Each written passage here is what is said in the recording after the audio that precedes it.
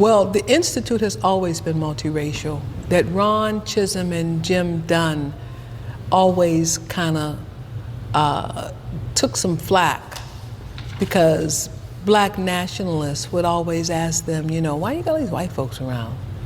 Why don't you, work more closely with us? And Ron said he would think about that, but then he would see, well, but what does that look like? What is the work you're doing? I'm gonna keep organizing because there's a fundamental belief that we have that racism dehumanizes everyone.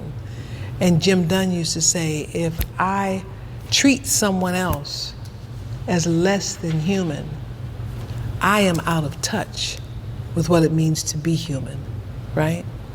And so we were often asked right after Katrina, when divisive questions in politics were being used, right? What we thought about all the Mexicans coming to take our jobs. So the first thing we had to say is they're not all Mexicans, right? Just to bust that up. They're not all Mexicans.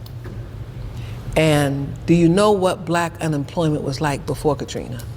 We wasn't working before Katrina. Black unemployment was high. So what are the jobs that the black folks had before Katrina that people from all over the world were coming here and getting in terrible conditions, in toxic waters?